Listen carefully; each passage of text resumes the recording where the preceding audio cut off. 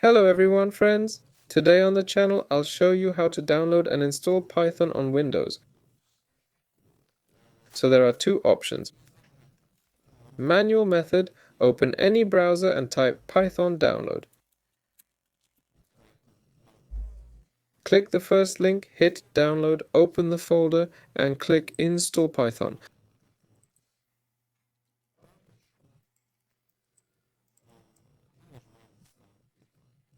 After that, we open it, or you can go to the Microsoft Store.